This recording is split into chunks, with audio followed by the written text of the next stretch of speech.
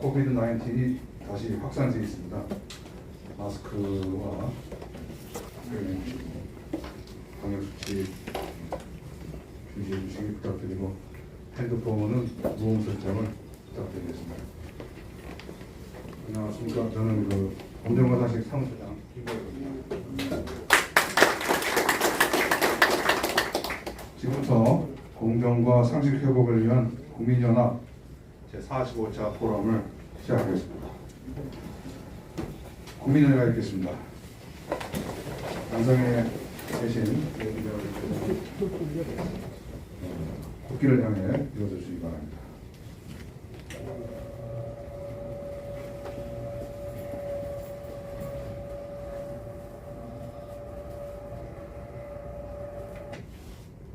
국회의장 정례.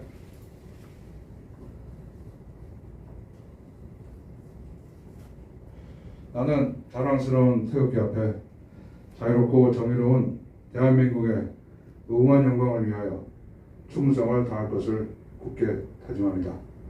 바로 에이커 대장은 코로나 상황으로 인해서 생략하겠습니다. 다음으로 수국 소년들에 대한 묵념이 있겠습니다. 일동 묵념.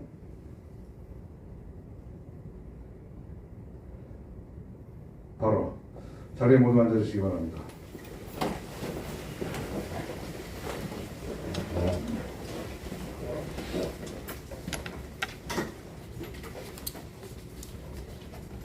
오늘 많은 내빈께서 와주셨습니다. 감사드립니다. 시간 관계상 예민 여러분은 다 섞여드리지를 못하고 오늘 조준래 공동대표께서 오셨는데 좀 인사를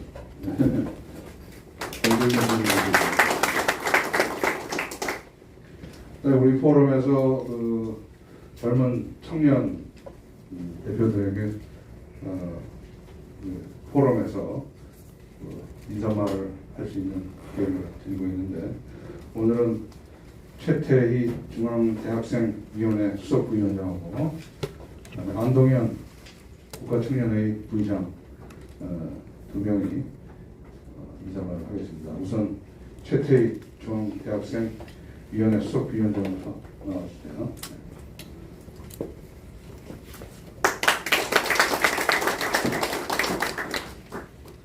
안녕하십니까. 공정과 상식 포럼에 참여한 여러분 안녕하십니까. 다시 한번 인사드리겠습니다. 저는 대한민국의 미래를 향한 변형을 정말 간절히 원하고 있는 30살 청년 공정과 상식 포럼에 참여하고 있는 최태희라고 합니다. 지난 5년간 대한민국은 민주주의 호소 국가로 청년들에게 기회가 주어지지 않았습니다. 청년들에게 대한민국은 정말 절망스러운 나라였습니다. 문재인 정권의 반지성주의와 맞선 한 검사는 지난 3월 우리나라의 암흑기를 끝내주었고 이제 무너져버린 공정과 상식을 바로잡을 일만 남았습니다. 현재 대한민국 물가는 치솟고 금리 인상으로 대출도 갚기 어려운 경제 위기를 맞이했습니다. 설상가상으로 어려운 민생과 혼란스러운 국제 정세와 맞물려 윤석열 정부가 앞으로 헤쳐나갈 과제는 정말 많습니다. 하지만 현재 국회와 여당 야당의 발목 잡기로 우리 정부가 앞으로 제대로 나아가지 못하는 현실입니다. 특히 여당은 좋은 정책과 어젠다를 제시하며 정부에 힘을 실어주지 못할 망정 서로의 밥그릇 챙기기로 지방선거가 끝난 뒤로 발목만 잡고 있습니다. 청년의 활기와 새신함을 앞세워 정부를 보조해야 하는 역할을 제대로 하지 못하고 당내 분란만 일으켰던 이준석 대표는 마땅히 그에 대한 대가를 치러야 한다고 생각하고 이러한 일로 정치권의 청년의 목소리가 묵살당하지 않을까 심히 우려스럽습니다. 그럼에도 불구하고 제가 다행이라고 느낀 것은 우리 공정과 상식 포럼의 존재입니다. 우리 포럼은 매번 모여 양질의 강연을 듣고 많은 지식과 생각들을 공유하며 단체의 역량을 증진시키고 있습니다. 국민의힘에서 못하는 있는 일을 우리 포럼이 조금이나마 메꾸고 있습니다. 그 메꾸고 있는 저는 매우 자랑스럽게 생각합니다. 공정과 상식 포럼이 앞으로도 주체가 되어 윤석열 행정부에 큰 도움이 되기를 기대합니다. 매번 강연을 들으며 정말 많은 것을 배우고 있습니다. 항상 감사하게 생각하고 있고 이러한 자리에 청년에게도 공간을 열어주신 정용상 대표님 그리고 김보혁 사무처장님께 진심으로 감사의 말씀을 드리겠습니다. 저는 미국 뉴욕에서 중학교, 고등학교, 대학교를 졸업하며 아프가니스탄, 우크라이나에 주재하고 있는 미국 대사관들과 2년 동안 같이 일을 한 경험이 있습니다. 또한 현재는 동국대 북한학과 대외관계를 전공하며 석박사 과정 중에 있고 태영호 의원님의 보좌진을 했고 지난 대선 때는 여러 위원회 그리고 방송을 감시하는 그런 캠프에서도 일도 함께 했습니다. 개인적으로 국제안보에 관심이 매우 많습니다. 그렇기에 오늘 이모영 전 한미연합사 부사령관님의 말씀을 들을 수 있어 매우 뜻깊은 자리라고 생각합니다. 열심히 해야겠습니다. 감사합니다.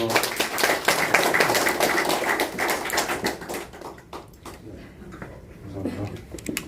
다음으로 안동현 국가청년회 부의장 인사해 주시기 바랍니다.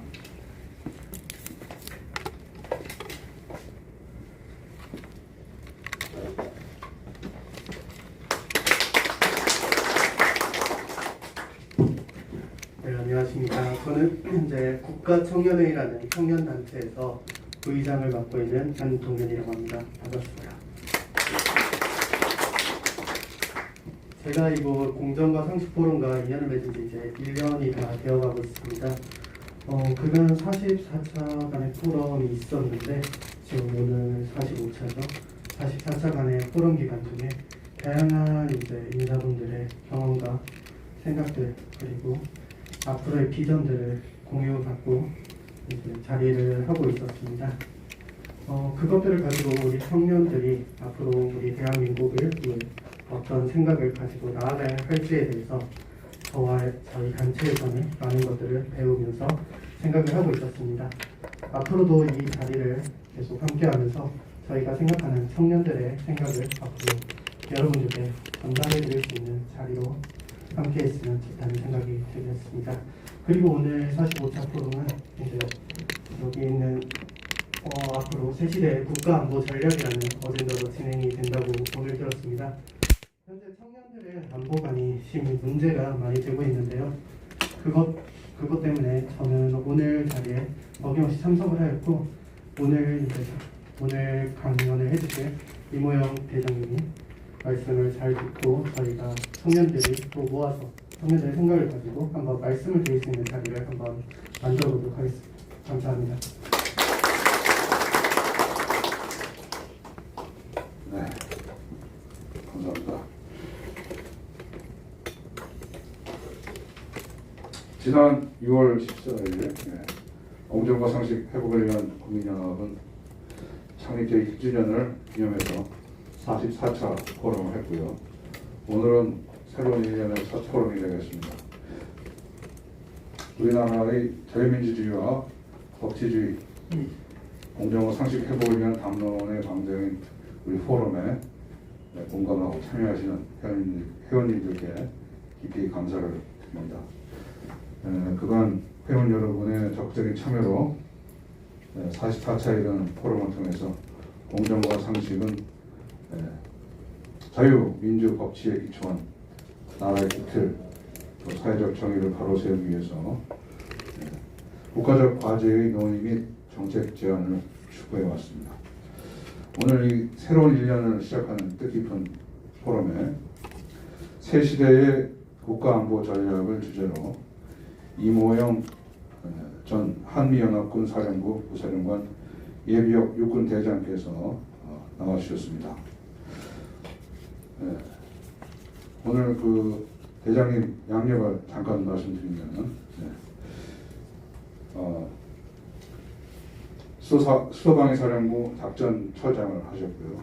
1군단 참모장, 그다음에 제6보병 사단장, 육군본부 감찰실장, 한미연합사 작전참모차장, 그다음에 합동참모본부 전략기획본부장, 한미연합군 사령부 부사령관, 지상군 구성군 사령관 하셨습니다. 그리고 현재는 사단법인 한국군사학회장으로 계십니다. 우리 이모영 대장님을 큰 박수로 맞아주시기 바랍니다.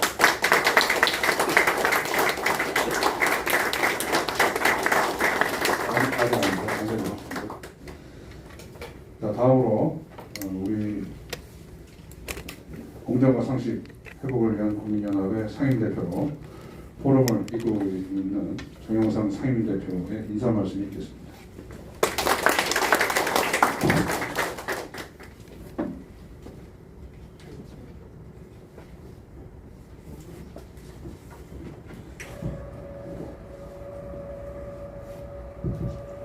예, 사랑하고 존경하는 원로 선후배님 그리고 동료 여러분과 함께 이렇게 또 만나니 기쁘게 되었습니다. 지금 사장께서 말씀하셨습니다만 오늘은 제 45차입니다. 저희들이 정책 과제를 생산 또 토스하는 일뿐만이 아니고 지난 1년간 정세 분석 평가 레포팅을 하고 그 다음에 조직화 사업을 하면서 전국 17개 광역자치단체 단위의 지역본부를 설립을 했죠. 거기서 지역 균형 발전과 지방 분권을 통한 지방자치의 발전을 선도하는 정책 그리고 조직 활동을 지금 이어가고 있습니다. 다음 달 초에는 부산에서 포럼을 개최할 예정입니다. 그리고 국경 없는 무한 경쟁의 글로벌 시대를 맞아서 우리의 국익을 지키고 한민족 디아스포라의 권익을 보호하고 국제 평화와 인류 공영에 이바지하는 민간 단위의 국제 공조를 위해서 해외 지역 본부 설치를 끊임없이 진행하고 있습니다. 중국, 아세안 10개국, 그러니까 동남아 지역본부, 그리고 아프리카 지역본부, 지금 몽골 지역본부 창립을 서두르고 있습니다. 오늘은 반듯한 선진 대한민국을 소망하면서 국가의 존립을 위한 지고의 가치이자 국민의 생명과 재산을 지키고 인간다운 삶을 담보하는 국가 안보를 하도록 제45차 포럼을 열게 되었습니다. 귀한 자리에 임석하신 여러분께 다시 한번 감사를 드리고 그리고 줌으로 입장하신 경양각지의 여러분들께 거듭 감사를 드립니다.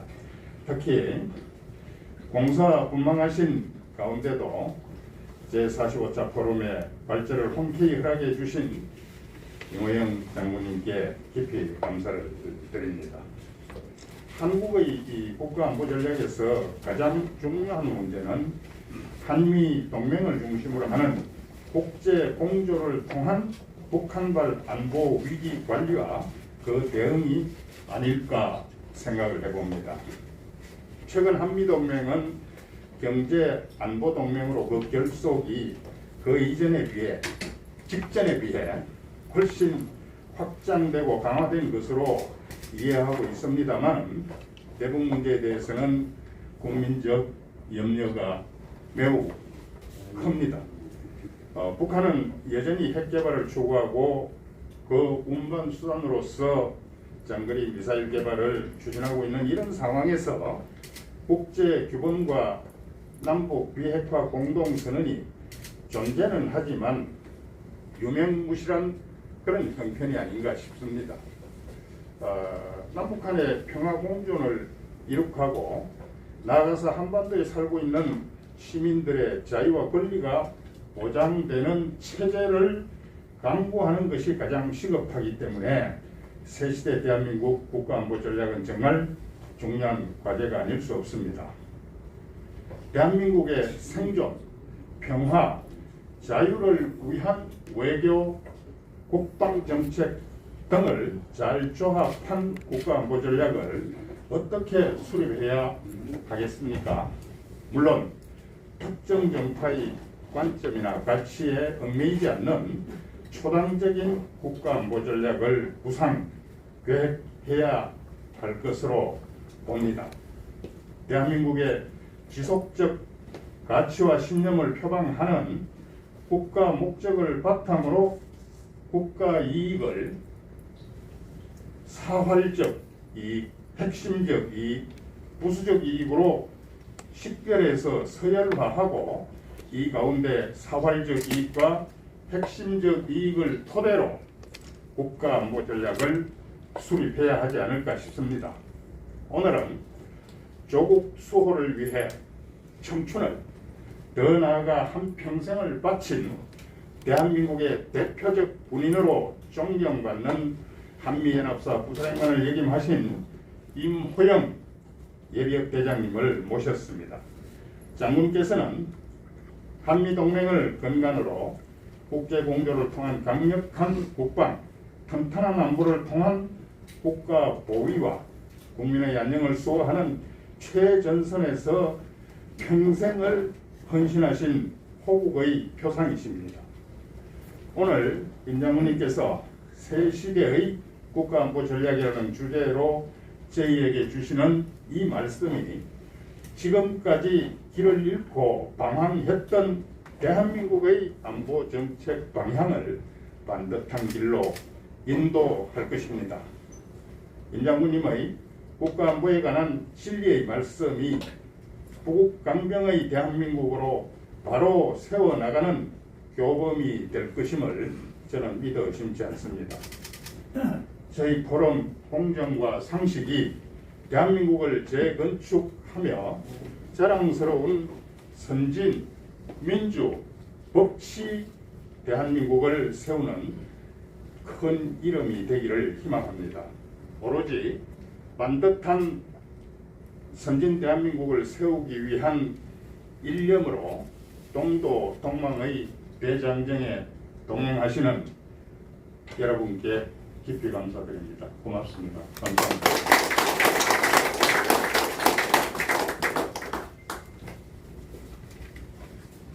네, 우선 임호영 대장님을 모시고 강의 시작하겠습니다. 이거 어떻게 치지?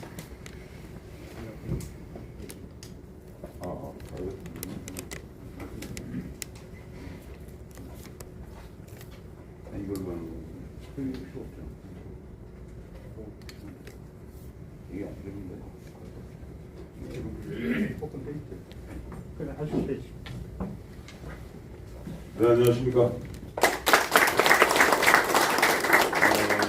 우리 정영상 회장님 또 사회자분께서 과찬의 말씀을 많이 해주셨기 때문에 제가 잠깐 좀 설명을 드리고 이 주제에 앞서서 저는 육군사관학교 38기로 임관을 했습니다.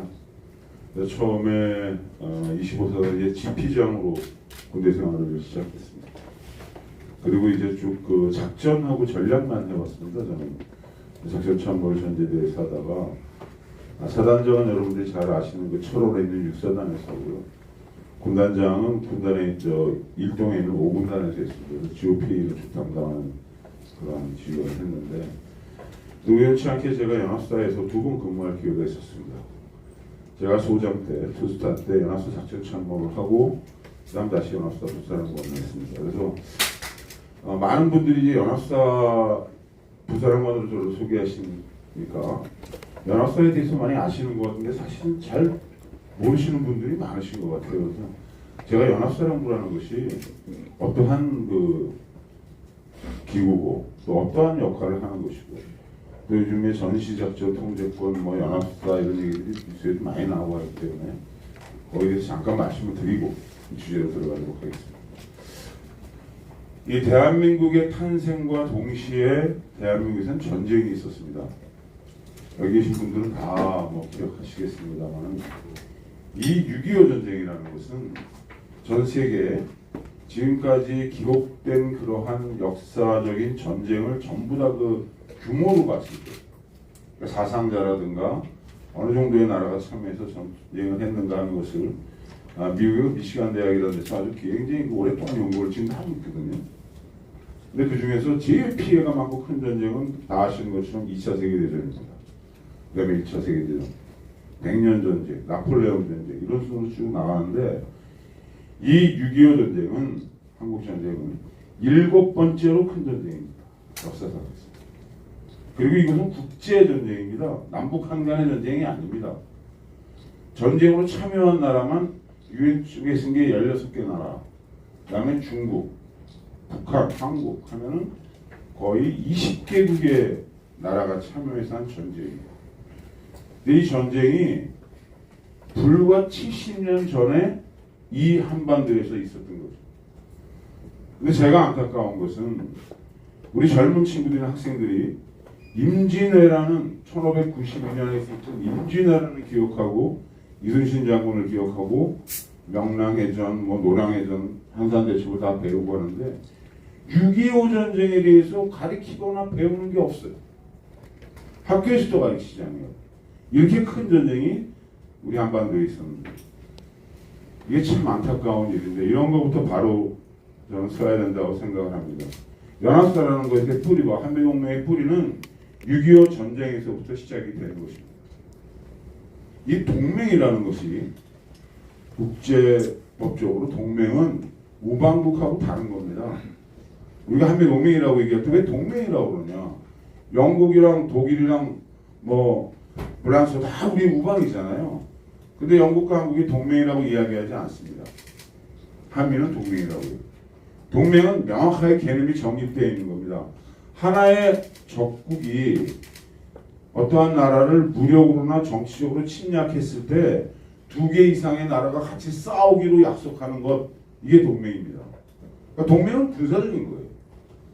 동맹은 외교적인 게 아닙니다. 그러니까 한미동맹의 적은 북한입니다. 미일 동맹의 적은 중국입니다. 여러분이 잘 아시는 나토와 미국의 동맹, 나토라는 게 유럽에 있는 지금 30여 개국이 가입되어 있는데 나토와 미국의 동맹은 적이 러시아입니다. 다 정해져 있는 겁니다. 그래서 한미동맹의 근본적인 발단의 시작이 1953년 10월 1일 날 맺어진 한미상호방위조약인데 이 한미상호방위조약에 의해서 태평양 지역에서 대서양에 이런 데 한미동맹이 관계되는 게 아니고 태평양 지역에서 한국과 미국 일방이 정치적으로나 군사적으로 어떠한 집단과 국가에 의해서 위해를 받거나 침략을 받았을 때 한국과 미국은 같이 싸우기로 한다 하는 게 한미상위 방위 조약이고 그것을 근거로 한미동맹이 계속 유지가 되는 것이고 그것을 근거로 주한미군이 대한민국에 주둔해 있는 겁니다. 이것이 한미동맹의 근본이고 뿌리입니다. 그럼 이 한미동맹은 어떻게 유지가 된 것이냐? 1950년 6월 25일 날 전쟁이 발발한 다음에 정말 기적과도 같이 불과 한 3, 4일 만에 유엔 안보리에서 유엔군을 창설해가지고 한국 전쟁에 참여하기로 했고 7월 1일 날 부산에 미군이 최초로 들어왔고 7월 6일 날 중미령 위에 있는 오산 위에 있는 중미령 고지에서 미-23 4사단 이하의 스미스 스님 무대가 북한과 최초로 교전을 시작했어요. 근데 그때는 한국군은 어떤 상황이었느냐? 38선에 좌측부터 1사단, 7사단, 6사단, 8사단 4개의 사단이 배치가 되어 있었는데 6월 25일부터 28일까지 좌측에 있는 1사단하고 7사단이 무너지는 바람에 포천과 의정부 축천이 돌파가 돼서 서울이 점령이 된 거고 6사단이 그 3일 동안을 춘천에서 북해군 2군단 3개의 사단을 막아냈습니다. 2사단, 7사단, 15사단을 막아내가지고 서울에 들어온 북한군이 이 북해군 2군단의 진격을 기다리느라고 3일 동안 시간을 허비한 거죠. 그래서 시간을 획득하는 그 사이에 미군이 들어왔고 7월 6일 날 최초로 미군하고 북해군의 전투를 시작했는데 그때는 이미 한국군이 6사단 이외에 다 와해가 됐어요. 그래서 7월 14일 날 이승만 대통령이 메카더 장군한테 편지를 보냅니다. 좀 뛰라고. 네. 편지를 보냅니다. 그래서 한국군이 와해가 되었으니까 한국군의 작전 지휘권을 유엔군 사령관에게 넘겨서 유엔군 사령관이 유엔군과 한국군을 같이 지휘해서 이 전쟁을 승리로 이끌어 주었으면 좋겠다라고 보냈고 7월 16일 날 메카도가 거기에 대한 회신을 합니다. 그래서 한국군의 작전 지휘권이 그때부터 유엔 사령부로 넘어가서 같이 전쟁을 하게 된 거죠. 전쟁을 쭉 진행을 해왔는데 또 하나 기억하셔야 될 게 중간에 있었던 거는 낙동강전 세대는 생략을 하고 지금 정치적으로 문제가 되고 있는 정전협정, 종전협정, 평화협정 이 관계가 어떻게 되는 것이냐. 1951년 들어서부터 정전협정이 시작이 됐습니다. 유엔군과 중국군과 같이 정전을 하자, 휴전을 하자는 얘기가 나왔어요. 근데 이게 3년을 끈 겁니다, 무려. 근데 그 마지막 단계에 와서 53년 7월에도 6월 말부터 유엔군하고 중공군하고 이제 정전협정을 거의 결정을 했어요. 3년을 끈 가장 큰 이유는 포로 교환 문제였습니다. 포로 교환 문제. 우리는 상당히 많은 중국군과 북경은 포로를 보유하고 있었는데 사실 중국이나 북한은 지금도 포로가 거의 없다 그러잖아요. 그래서 공산권에서 어떻게 얘기했느냐, 모든 포로를 포로 대 포로로 막 교환하자 그랬는데 약 5만 가까운 포로 중에서 사실은 2만 반 이상이 북한군한테 강제로 끌려나왔고 중국군도 원치 않은 전쟁에 나온 사람들이 많았어요. 근데 자기 사람들은 북한으로 안 가겠다는 거예요. 그걸 방공포로라고 얘기했습니다. 그래서 이승만 박사하고 자유진영에서는 포로의 의사에 의해서 공국 송환을 하자. 이게 이제 서로 절충이 안 됐던 거죠.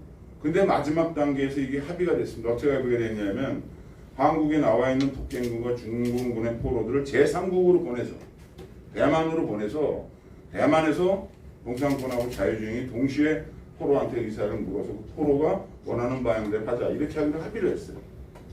그때 이승만 박사가 그렇게 해서는 안 된다는 겁니다. 이승만 대통령이.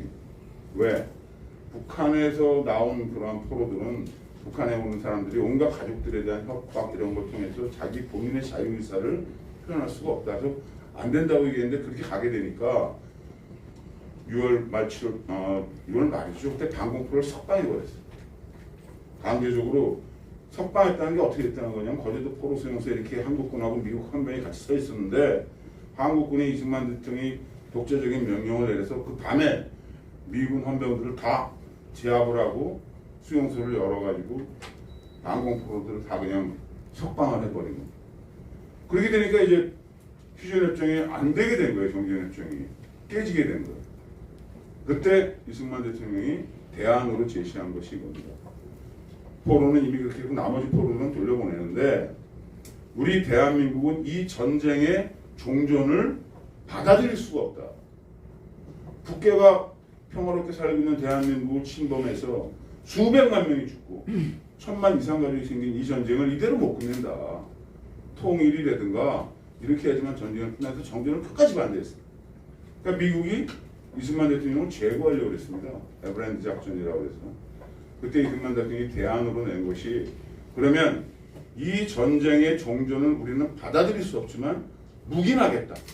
목이 척하고 묵인하겠다. 그 대신 48년처럼 미군이 너희들이 정전협정 맺고 바로 본국으로 돌아가면 또 전쟁이 일어날 테니 한국과 미국이 상호 방위 조약을 맺어주고 주한미군이 여기서 주둔한다는 조건으로 이 종전을 묵인하겠다 이렇게 됩니다.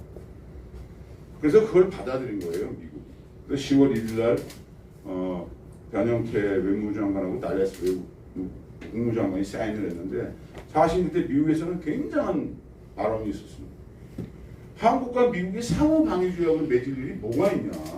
한국이 미국을 도와줄 일이 뭐가 있냐? 이건 완전히 불평등 조약이다 이렇게 됐습니다. 근데 여하튼 그렇게 돼서 정전협정이 된 겁니다. 이 정전협정은 군사 지도자들 간의 협정이에요. 이 총을 더 이상 쏘지 말자는. 그래서 정전협정의 당사국이 4개의 국가인데 4개의 그 군사 지휘관인데 유엔군 사령관 크라크, 중공군 사령관 팽덕회, 그다음에 조선인민군 총사령관 김일성, 그다음에 대한민국 국군 최고 통수권자 이승만 이렇게 4 사람이 사인을 해야 이게 완전한 정전협정인데 이승만 대통령은 사인을 거부했습니다. 그래서 지금도 정전협정은 사인이 3번만 돼 있습니다. 이 얘기를 역으로 돌리면 지금까지도 대한민국은 정전을 인정하고 있지 않다는 겁니다. 그 다음에 바뀐 게 없어요. 뭐 좌파 정부가 들어가고 우파 정부가 들어가고 정전협정에 대해서 바꾼 게 없으니까. 그래서 우리 대한민국은 6.25를 뭐 기념한다는 말은 그거 좀 하는 겁니다. 전 세계 모든 나라에서 전쟁이 일어난 날을 기념하거나 기억하는 날은 없습니다. 그건 비극의 시작이기 때문에 그날을 기억하지 않아요. 전부 다 전쟁이 끝난 날을 축하하고 끝난 날을 행사를 하고 기념을 합니다. 전승을 했다고 해서. 근데 대한민국만 7월 27일 날 행사를 하지 않는 거예요. 왜? 우리는 아직까지 이 전쟁이 끝났다고 사인을 안 했기 때문에. 그러니까 당장 54년이 됐지 않습니까? 전쟁이 끝나고 1년 후가. 그러니까 7월 27일 날 대한민국 입장에서는 뭐 행사할 수가 없는 거죠. 사인을 안 했으니까. 근데 이 큰 전쟁을 하고서 아무것도 할 게 없으니까 안 한다는 건 이상하니까 잊지 말자 6.25, 상기하자 6.25 이렇게 우리 나이 드신 분들은 기억하시잖아요. 어렸을 때. 그래서 우리만 정말 특이하게 6월 25일 날 세레모니를 하는 겁니다.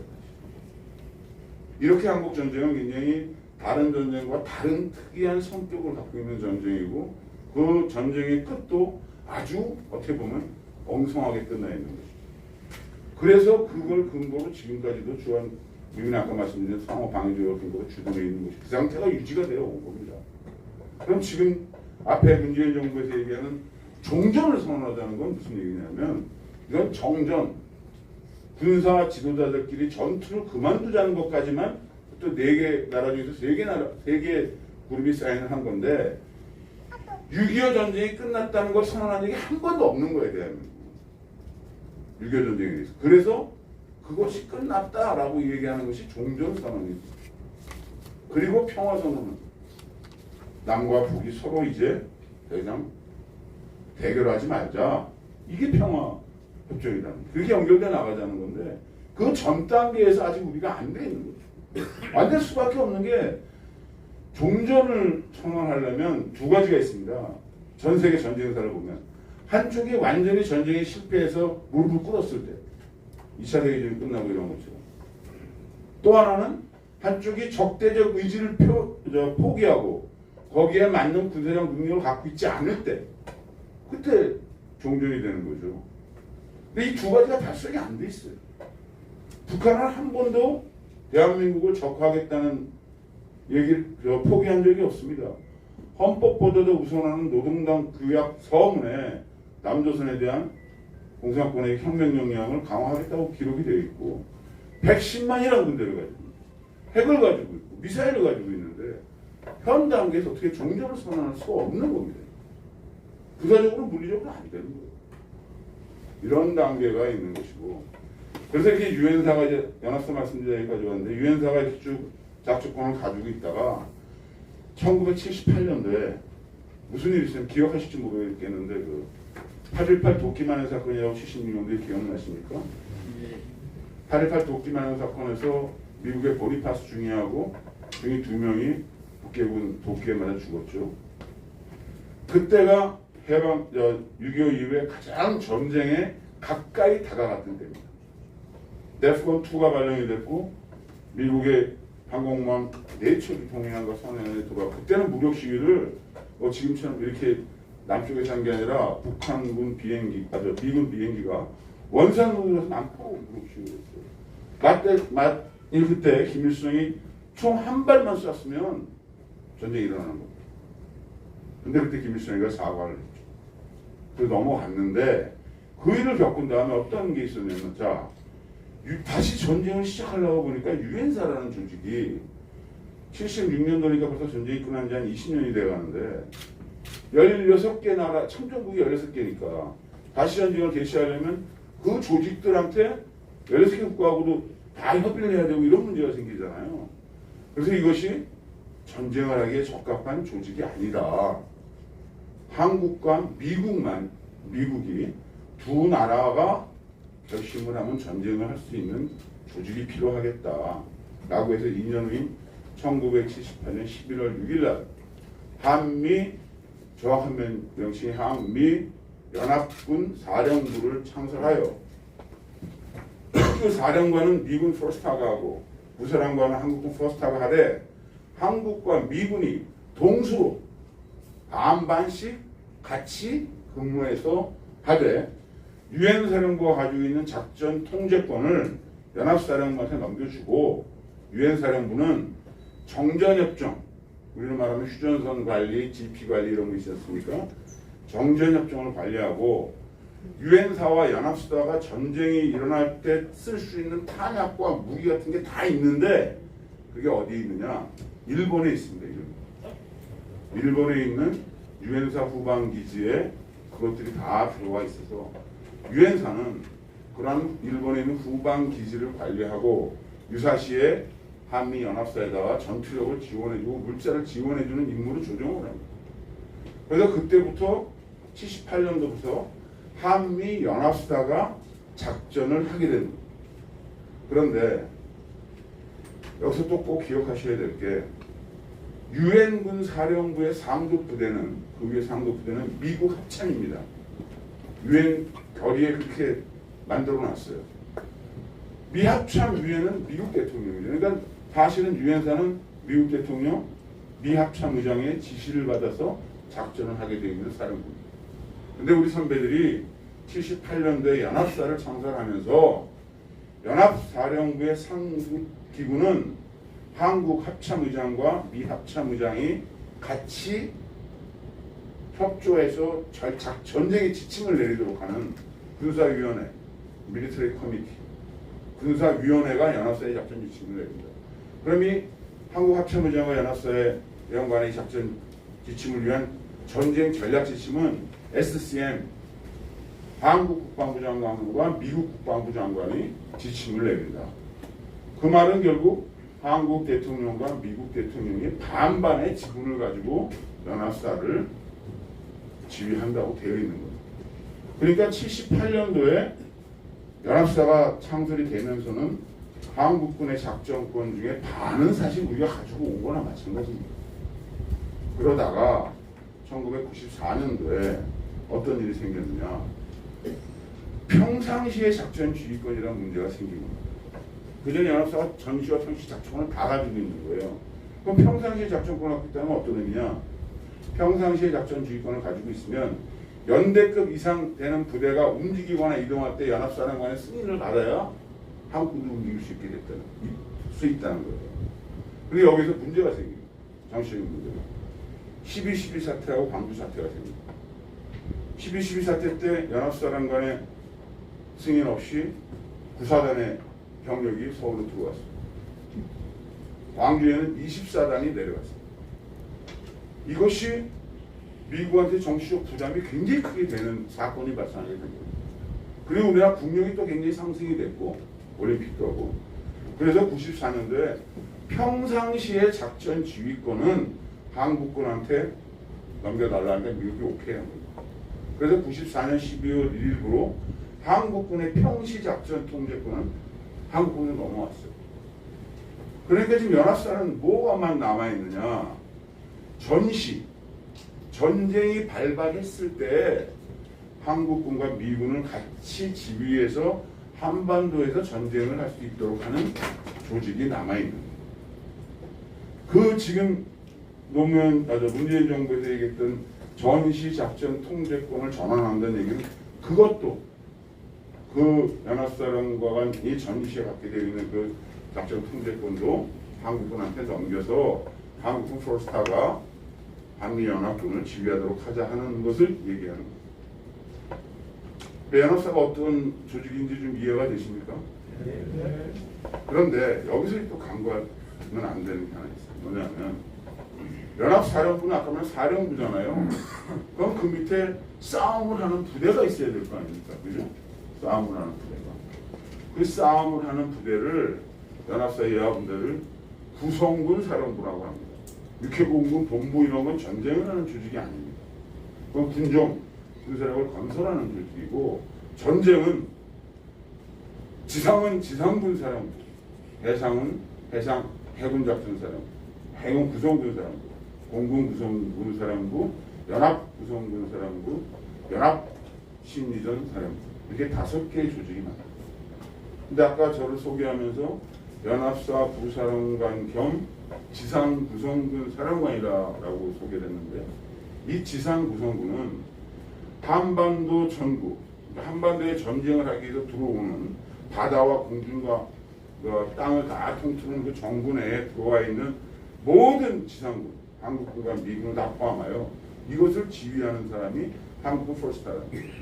그 밑에는 미국 1군단도 있고 미군 들어오는 지상군들도 다 한국군 포스타, 연합사 부사령관이 제가 지상구성군 사령관에서 지휘를 해왔던 거예요. 그럼 해군은 어떻게 되느냐? 해군은 요코스카에 있는 미 7함대 사령관, 로널드 레이건호를 주 항공모함으로 하는 7함대 사령관이 한국 해군을 같이 와서 전쟁을 하는 거예요. 공군은 오산에 있는 7공군 사령관, 미 7공군 사령관이 한국과 미국의 공군을 다 통틀어서 같이 전쟁을 하도록 되어 있는 거예요. 연합특전사령관, 한국군 특전사령관이 미국의 네이버스틸, 그린베렛 다 들여가지고 연합특전사령관입니다. 연합심리전사령관도 한국군 원스타가 연합심리전사령관 많이 됩니다. 즉 이것이 한미동맹의 핵심이면서 연합사의 핵심이면서 지난 70년간 대한민국을 지켜온 국가안보의 힘입니다. 왜? 대한민국과 전쟁을 하려고 하는 어떠한 나라는 한미연합사는 자동적으로 전쟁에 개입을 하는 거거든요. 자동적으로 연합사가 작전권을 갖고 있기 때문에 연합사가 전투를 해야 되고 연합사가 전투를 하기 위해서 아까 말씀드린 것처럼 해군, 공군, 육군이 특히 해군과 공군은 미군이 지휘하니까 자동적으로 연합군과 싸워야 되고 미군과 싸워야 되는 거예요. 그 시스템이 지금도 작동을 하고 있는 겁니다. 그게 연합사의 본질이에요. 그래서 북한 아이들이 입만 열면 주한미군을 철수하라고 얘기하는 거예요. 주한미군을 철수하지 않으면 대한민국에서 전쟁이 일어날 때는 자동적으로 한미 연합군과 싸우게 되어 있는 시스템. 이것이 지난 70년간 우리 선배 정치인들하고 선배 군인들이 만들어 놓은 한미동맹의 가장 기본적인 연합방위체제의 핵심입니다. 우리가 평상시에 얘기하는 육해공군 본부는 전투력을 싸우는 데가 아니라 인원 물자, 징집을 하고 인원을 만들고 훈련을 시켜서 연합사에 넘겨줍니다. 그 다음에 지상군 중에서 전방에 있는 부대, 옛날 일상군, 지금 지작사, 전방에 있는 부대는 전부 연합사로 들어가고 수도방위사령부, 그 다음에 한강 이남에 있는 이작전사, 우리 후방이라고 해요. 그거는 한국합참을 지휘하고 이게 대한민국의 전쟁 체제예요.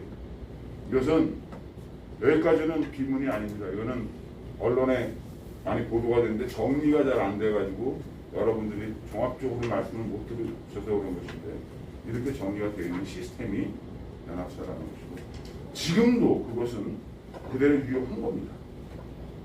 전시작전 통제권에 대한 그 사인이 되고 컨디션 베이스로 지금 조건에 기초한 걸로 넘어가게 되어 있는데 거기에 대해서 한국과 미국이 어그리해서 사인하기 이전까지는 지금 제가 말씀드린 이 체제와 이 시스템으로 대한민국은 전시에 방어되고 있고 방어되고 있고 거기서 제가 한 역할이 아까 말씀드린 부산항공 겸 지상구성군 사령관을 했다.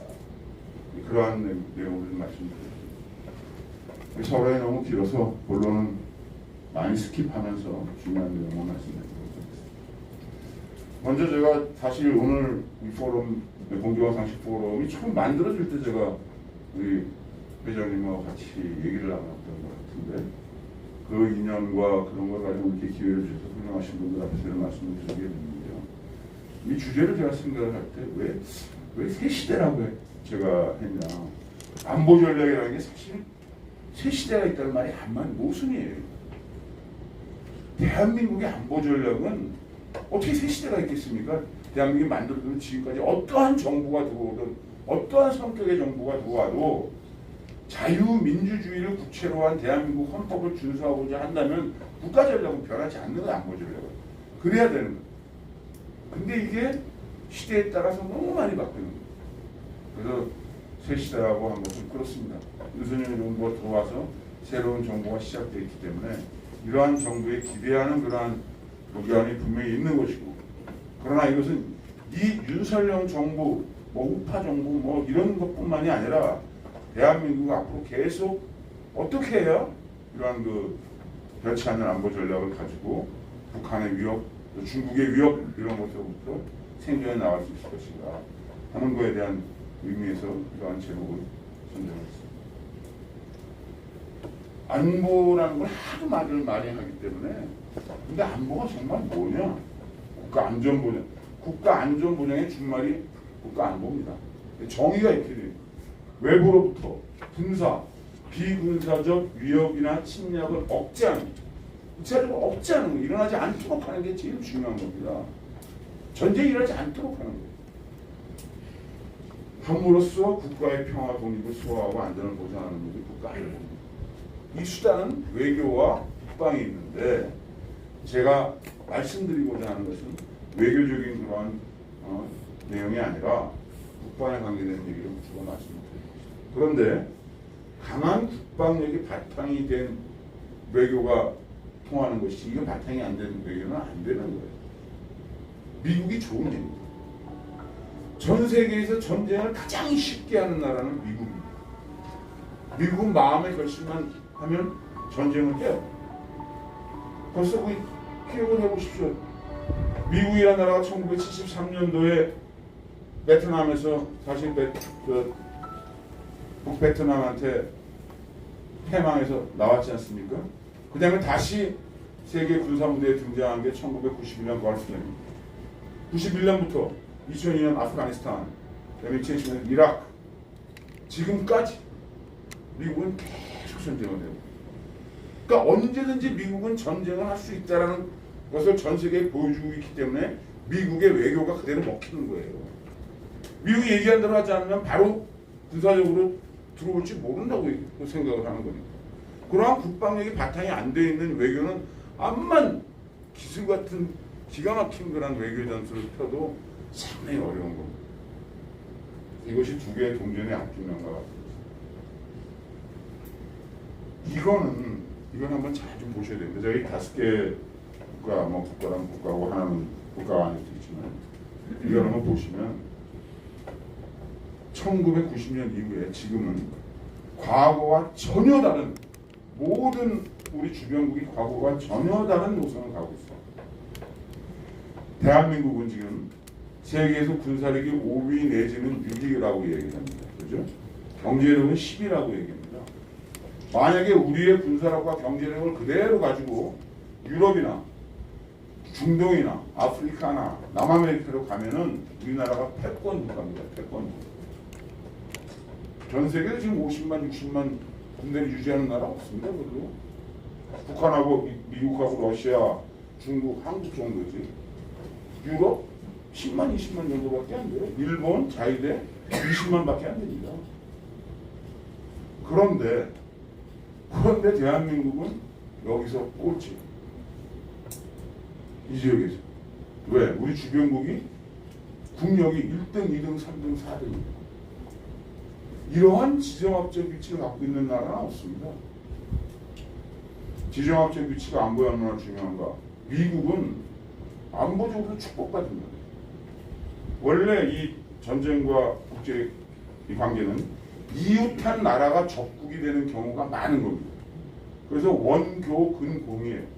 멀리 있는 나라와 친교를 맺고 가까이 있는 나라와 싸우는 겁니다. 근데 미국을 한번 보십시오. 미국이 인접한 나라가 캐나다하고 멕시코입니다. 캐나다하고 멕시코가 미국을 공격하겠어요? 동서는 태평양과 대서양인데 비행기 타고 날아가려면 양쪽에서 10시간씩 날아가요. 미국이란 나라는 태생적으로 본토에 대한 안보 위협이 없게 만들어진 나라. 그만큼 축복받은 나라가 없어요. 진주만 하와이입니다. 미국 본토가 아니에요. 그런데 대한민국은 우리와 인접해 있는 나라가 1등, 2등, 3등, 4등이면서 대륙 세력과 해양 세력의 길목에 딱 위치하고 있습니다. 대륙 세력이 세지면 한반도를 통해서 해양으로 나가려고 하고 해양 세력이 세지면 한반도를 통해서 대륙으로 진출하려고 합니다. 이게 지정학적 우리의 숙명이에요. 그러니까 주변에 있는 미국, 일본, 중국, 러시아의 정세를 제대로 파악하지 않고 우리가 생존하기가 어려운 거예요. 그래서 이것을 안보적 상황에서 우리가 참 눈여겨봐야 돼요. 미국은 91년 아까 말씀드린 대로 테러와의 전쟁, 아프가니스탄, 이라크 여기서 너무나 많은 전투하고 전쟁을 피를 흘려요. 그러니까 미국 사람들이 옛날 1차 세계대전 끝나고 2차 세계대전 넘어가는 길목에서 도대체 왜 우리나라의 젊은이들이 우리나라도 아닌 전 세계에 나와서 저렇게 죽어야 되는가? 왜 이렇게 돈을 많이 외국에다가 투자해가지고 우리가 세계 최고의 경찰 국가 노릇을 다 해야 되는가는 신고립주의가 다시 풍대하게 들어오기 시작한 겁니다. 트럼프 현상이 그냥 나타난 게 아닙니다. 거기에 트럼프가 불을 딱 지른 거예요. 아메리칸 포스. 우리의 국익을 위해서 여러분들의 생활과 이게 더 중요한 것이지. 세계에 있는 그러한 모든 나라는 우리가 지켜주는 만큼 대가를 내놔라. 한국도 너희 국가가 그렇게 부자가 됐는데 방위 분담금 더 내라는 거예요. 유럽도 마찬가지고. 그게 미국의 본질이에요. 지금 그렇게 미국은 변해가고 있어요. 그 다음에 이제 중국입니다. 중국의 등소평이라는 사람이 문화혁명 이후에 개혁 개방을 추구하면서 1970년대 핑퐁 예고를 하면서 쭉 나라를 재건해가면서 등소평이 한 유언이 있고 헌법이 됐습니다. 뭐냐면 등소평이 문화혁명을 끝나고 딱 집권했을 때 그 밑에 있는 그 그룹이 마오쩌둥에 대한 격하운동을 하려고 했어요. 마오쩌둥이 문화대혁명에서 중국을 많이 망쳤다고. 그때 유명한 등소평 한 말이 마오 주석은 07과사입니다. 027이고 과가 3이다. 중화인민공화국을 만든 공은 누구도 부인할 수가 없다. 단 문화대혁명과 같은 잘못된 그런 과도 있다. 그런데 이 과는 독재를 마오가 오랫동안 했기 때문에 이러한 과가 생겼고 강청을 포함한 4인방 같은 간신들이 생겼다. 그래서 내 후임자는 10년씩만 하라. 그게 중국 헌법이 만약에 됐던 겁니다. 그래서 등소평 이후에 장쩌민이 10년 했고 후진타오가 10년 하고 시진핑한테 넘겨준 거예요. 그 룰이 어떻게 됐냐? 장쩌민이 들어왔을 때 5년마다 인민대회를 할 때 2차 인민대회 할 때 후계자를 지정하고 그 후계자가 5년 동안 같이 나라를 지도하고 습득을 하면서 그 다음 지도자가 되고 5년 후에 또 후임을 지정하고 이렇게 됐는데 2017년에 12년에 시진핑이 등장한 다음에 17년에 후계자를 지정 안 했어요. 그리고 그 다음에 3년 이상 자기가 종신할 수 있는 헌법을 바꿔버렸어요. 그리고 또 등소평이 도감양에 향후 100년 동안은 우리 중국이 이렇게 고생한 것은 6.25 전쟁에 참전해서 미국과 싸웠기 때문이다. 미국과 절대적으로 우리의 힘이 완전히 커질 때까지는 발톱을 숨기고 대결하지 마라. 이렇게 유언했는데 시진핑이가 12년 들어가면서 자기 자신의 독재를 위해서 그걸 깨버린 겁니다. 그러면 시진핑도 공산당이나 거기 있는 사람들이 얘기를 해야 될 거 아니야. 왜 당신이 등소평 동지의 유언과 헌법을 어기고 계속 집권하려고 하냐. 그때 시진핑이 중국 인민들한테 내는 게 중국몽, 중국의 꿈, 위대한 중국의 재건. 뒤에서 잠깐 말씀드리겠지만 그 방법은 1대1로 해상 육지의 실크로드를 통해서 경제 강국을 만들어서 공산당이 창립된 100년인 46년인가 그때까지는 미국을 앞서는 국가를 만드니까 나에게 힘을 달라. 그게 통한 거예요. 그래서 지금 시진핑은 독재의 길로 중국은 가고 있는 겁니다. 이게 만약에 실패하면 시진핑은 실각하는 정도가 아니라 중국에 이르게 되는 거죠. 그러니까 중국은 계속 그 길로 가게 되는 거예요. 그다음 일본입니다. 일본은 일본의 평화헌법의 기준이 뭐냐면 전쟁을 안 하겠다는 거예요. 근데 아베가 거기에 돌아가셨지만 아베랑 그 구우 세력, 그 구우 세력들이 조슈번 사람들이잖아요. 조슈번 사람들이 명치 유신을 했던 사람들이거든요. 일본에. 그 명치 유신을 한 그 사람들의 기본이 다시 지금 미국의 우익의 기본이 됐는데 그 명치 유신을 이루었을 때 정한론이 나온 것이고 사실 그 뿌리는 도요토미 히데요시까지 갑니다. 도요토미 히데요시와 도쿠가 이에야스가 세이키 바라노트에서 동군과 서군의 전투를 해가지고 히데요시의 세력이 거의 완전히 퇴진하고 도쿄에 막부가 일어났을 때 다 죽일 수는 없으니까 쫓아낸 데가 중시권이에요. 그 중시권이 다시 거기에서 명치유신이 일어나서 막부를 치고 일본의 근대화를 이루는데 그와 들어오면 꼭 정한론이 나오는 거예요. 히데요시의 정한론이 살아난 거죠. 다시. 근데 그 일본이 평화연법을 이제 포기하고 어디까지 왔느냐? 일본의 위협을 가하는 이런 세력이 오면 선제 타격을 하겠다는 것까지 와 있어요 지금. 이것도 잘 기억을 해야 될 부분입니다. 그다음 러시아. 러시아는 정말로 가보지 않은 길로 가고 있는 거죠. 푸틴이 죽을 때까지 영림을 할 수 있는 길을 열어놓은 다음에 누가 우크라이나 전쟁을 얘기했어요? 저희 같은 군사를 전문적으로 하는 사람들이나 세계 지도자 중에서도 우크라이나 그냥 나토에 들어가지 않고 EU에 들어가지 않는 정도로 해서 협상하고 끝날 줄 알았지 저렇게 전쟁할 것이다라고 생각하는 사람 별로 없었어요. 역으로 얘기하면 정말 푸틴이 우크라이나에서 멈출 건지 아니면 나토의 폴란드나 다른 조그만 나라도 하나도 치는 날에는 우크라이나는 나토 회원국이 아니기 때문에 미국이나 유럽이 안 들어가는 것이지만 나토 회원국을 쳤다면 자동으로 나토는 전쟁하게 돼요. 어디까지 갈지 몰라요. 러시아도 한 번도 가보지 않는 길을 지들이 가고 있는 거죠. 미국, 중국, 일본, 러시아가 한 번도 가보지 않았던 길을 가는 거예요. 북한은 얘네들은 진짜 가보지 않은 길을 가는 거예요. 북한은 이게 좀 재미있으면서 섬찟한 얘기인데 1970년대에 대한민국과 북한의 지도자는 둘 다 자주국방을 영원했습니다. 김일성과 박정희 대통령은 자주국방을 영원했습니다. 우선 김일성은 소련이 6.25 전쟁 때 해공군을 지원해주지 않았기 때문에 다 이긴 전쟁을 놓쳤다고 생각했습니다. 스탈린한테 속았다고. 그 다음에 중국군이 들어와고 중국군한테 엄청난 모욕을 당했습니다. 팽덕회한테 뺨을 맞았다는 얘기까지 있습니다. 근본적으로 북한은 중국과 소련을 믿지 않았습니다. 김일성이. 그래서 자주국방하려고 한 거예요. 박정희 대통령은 60년대부터 뻑하면 중화미군 철수한다고. 이사단하고 칠사단 두 개 있었는데 60년대 말에 월남전에 얘들 빼가야 되겠다. 미국이 그러니까 월남에 간 많은 이유가 있지만 그 중에 하나가 여기 내비두고 우리가 대신 갈게. 미군이 여기다 돌아. 그래서 우리가 파병한 노는 게 큰 게 중화미군 철수를 막기 위해서입니다. 그런데 결국 71년대에 7사단은 철수했습니다. 2사단만 남았다. 그 다음에 기억하실 겁니다. 카터가 대통령 74년부터 해가지고 대통령까지 주한미군 완전 철수를 들고 나왔잖아요. 완전 철수하겠다고 와서 박정희 대통령 단판에 붙었잖아요. 그러니까 박정희 대통령은 계속 주한미군이 언젠간 철수할 것이라는 거에 대한 노이로제 같은 게 있었어요. 그래서 자주국방을 간 거예요. 이 두 지도자가 한반도가 이러한 안보 정체성에서 살아남기 위해서 어떻게 해야 자주국방할 수 있느냐 라고 할 때 똑같이 둘이 선택한 게 핵과 미사일입니다. 김일성도 핵과 미사일을 선택했고 박정희 대통령도 핵과 미사일을 선택했습니다. 그래서 ADD 만든 거예요. ADD에서 핵과 미사일 프로젝트를 진행시켰던 거예요.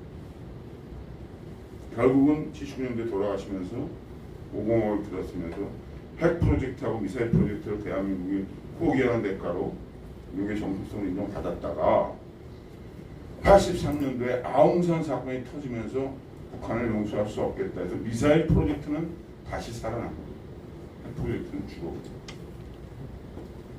그 두 지도자가 선택해서 우리 대한민국은 그렇게 와서 지금 미사일만 살아남아 있는데 북한은 김일성, 김정일, 김정은으로 오면서 핵과 미사일 프로젝트가 아들, 손자를 이루어서 계속 해가지고 어느 정도 성공한 거예요.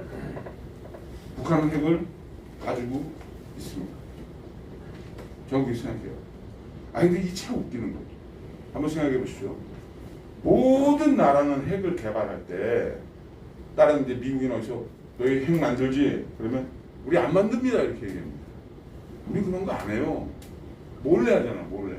그렇잖아요? 미사일을 개발해도 좋은 미사일을 개발하면 안 보이게 숨기는 거라고. 상대방한테 적고할 때. 왜 이런 걸 다 노출시키면 상대방이 거기에 대한 대응책을 만들잖아요. 근데 한반도는 얼마나 웃기는 현상이 나타나고 있냐면 북한이 우리 핵을 만들었다고 보여줘. 여러분 다 보셨잖아요. 동그란 거 김정일이 나와서 이게 핵폭탄이라고. 어? 근데 이쪽은 아니라 그래. 이런 예는 없는 거예요 사실. 미사일도 몰래 쏴야 되는 거거든요. 근데 가장 잘 보일 때 새벽 여명에 가장 미사일이 날아가는 게 잘 보이는 시점에 북한은 쏩니다. 그리고 우리가 뭐라고 얘기하면 아 그게 아니고 하고 강평을 내요. 이번에 쏜 거는 무슨 미사일 이런 무기 개발 예는 없는 거예요. 사실. 이것도 비정상적. 이 다섯 나라와 이것도 굉장히 비정상적이고 북한의 행동과 태도도 굉장히 비정상적이기 때문에 한마디로 얘기하면 정상적으로 대한민국의 주변의 안보 정세가 어떻게 흘러갈 것인가라고 물어봤을 때 답은 잘 모르겠다. 나도 모르겠다. 이게 답이 될 수 있을 만큼 혼란스럽고 격변의 그런 시기에 사실 우리가 서 있는 겁니다. 지금 말씀드린 겁니다. 미중 패권 견제 안보 불확실성, 중국 영국 중 아까 말씀드렸고 중국의 핵심이 2021년 소강사에 2021년까지는 어느 정도 먹고 살 수 있도록 하겠다.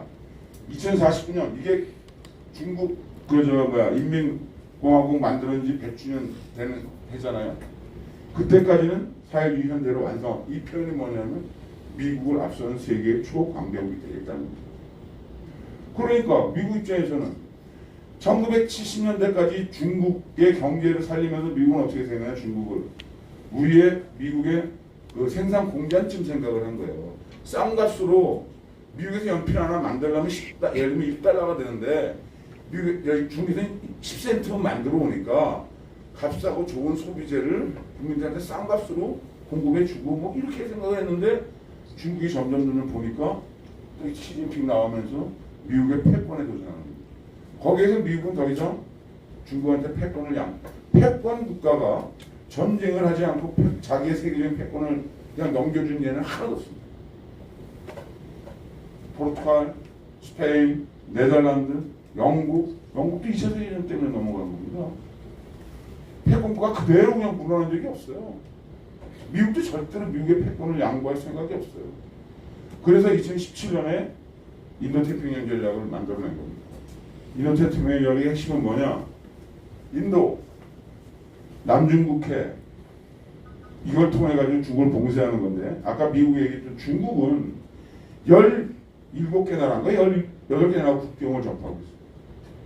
중국은 안보적으로 굉장히 불안한 나라. 이 나라 중에 친중적인 나라가 거의 없어요. 그러니까 어떻게 하겠다는 것이냐? 인도, 인도네시아, 필리핀, 베트남, 브루나이, 남중국해에 있는 이러한 나라를 통해서 중국의 남중국해를 봉쇄하고 대만, 센카쿠, 일본, 한국 한미일 동맹, 한미일 협정을 미국이 그렇게 강조하는 가장 큰 이유는 동북아시아에서는 한미일 안보협력을 통해서 중국을 봉쇄하겠다는 거예요. 내륙은 몽골, 그 다음에 티베트, 그 다음에 밑으로 내려와가지고 인도하고 중국하고 계속 싸우잖아요. 계속 그런 나라들 지금 몽골에 지금 미군이 들어가 있어요. 공을 들이는 거지.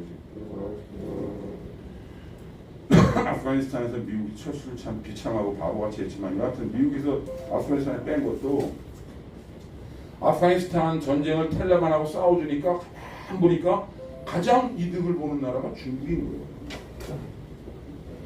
신장 위구르 지역에 아프가니스탄 사람들이 이슬람 사람들이 많이 살잖아요. 아프가니스탄하고 꼬리가 연결돼 있어요. 사실 신장 위구르하고. 근데 아프가니스탄에서 미군이 그 탈레반들하고 싸워주니까 신장 위구르에 지금 굉장히 그 탄압이 많이 들어가고 하는데 정신이 없는 거야. 근데 여기에 빠져나오면 앞으로 신장 위구르하고 아프가니스탄하고 어떤 관계가 될지 모릅니다. 아프가니스탄은 통일된 국가가 아닙니다. 부족 국가예요. 부족 국가. 통제를 못해. 양이가 가서 텔레반하고 암만 협상을 하더라도 텔레반이 전부 국민들을 통제하지도 못해요. 그러한 문제를 통해서 중국의 패권을 절대로 받아들일 수 없다는 거예요. 그러니까 이건 앞으로 심화될 겁니다. 계속. 그 다음에 우크라이나 전쟁. 우크라이나 전쟁이 벌어졌고 여러 가지 얘기하지만 가장 큰 건 뭡니까? 중국이, 북한이 러시아에 반대되는 입장을 취하지 않잖아요. 나머지는 전부 우리나라까지 이번에 나토까지 대통령께서 다녀오셨지만 점점 어떻게 되는 것이냐? 중국, 북한, 러시아, 미국, 한국, 일본 블록화돼갈 가능성이 큽니다. 1950년대 냉전 사태 이후로 그럴 가능성이 여기서 굉장히 커집니다. 그 다음에 이제 또 하나 알 수 없다는 게 뭐냐면 그전에는 군사적인 안보라고 생각을 했는데 뭐 다 잘 아시는 것처럼 우크라이나 전쟁, 코로나 이런 거 터져 식량, 에너지, 원자재, 금융까지 다 불안해졌어요. 이제는 안보와 경제가 크로스가 됩니다. 미국이 통화 스와프라는 거 해줬잖아요. 그 국제적인 거기에서. 문재인 정부 있을 때 통화 스와프가 종료됐습니다. 그 연장 안 해줬습니다. 미국이. 그럼 금융의 통화 스와프는 어디서 결정하는 게 맞느냐 하면 경제인들끼리 하는 게 맞잖아요. 근데 미국의 통화 스와프 결정은 국무부가 한다는 거예요. 동맹의 정도와 퀄리티, 질에 따라서 경제적인 그러한 지원과 그걸 같이 가겠다는 거예요. 그래서 점점 우리가 문재인 정부 때 안보나 동맹이 약화되고 이렇게 되니까 그런 문제까지 다가오는 거예요. 당장 실피 해결해야 되는 문제입니다. 그 다음에 북한은 지금 1994년만큼이나 최악의 상황입니다. 최악의 상황인데 전기 미사일과 핵을 쏘고 있어요. 데드라인이 어느냐 몰라요 진짜. 북한에 대해서 하나만 더 말씀드리면 우리는 북한을 정말 잘못 보고 있어요. 북한은 왕조 국가입니다. 북한에 있는 주민들은 한 번도 왕조가 아닌 나라에 살아본 적이 없어요. 생각을 해보십시오. 1910년도까지는 조선 왕조에 살면서 유교가 기본 철학이잖아요. 45년도까지는 그 조선 왕조 대신에 일본의 천황이 들어왔고 사람들은 똑같이 그냥 유교 문화에 의한 왕조에 살았습니다. 45년 해방되고 김일성이 들어서 공산주의가 들어온 줄 알았더니 공산주의가 아니라 김일성 왕조가 들어온 거예요. 걔네들은 이름도 정했어요. 조선의 왕조가 이 시각에서 이어나가듯이 북한은 백두혈통이 왕이 되는 나라입니다. 거기 북한 주민은 한 번도 왕조 아닌데 살아본 적이 없어요. 자유민주주의는 공산주의는 이건 겉으로만 있는 얘기 그게 아닌 거예요. 그러니까 우리가 보면 굉장히 우습잖아요. 김정은이가 김일성이가 뭐 잘하는 운전에 가고 뭐 막 이렇게 얘기하면 무슨 나라 지도다가 뭐 그런 데 가냐 그러잖아요. 그게 북한이 왜 먹히느냐? 조선시대의 성군이라고 하는 세종대왕도 백성의 먹거리를 걱정했고 시장 가가지고 먹거리를 보고 이런 왕은 없습니다. 근데 왕이 일개 백성들의 먹거리를 결정하는 거예요.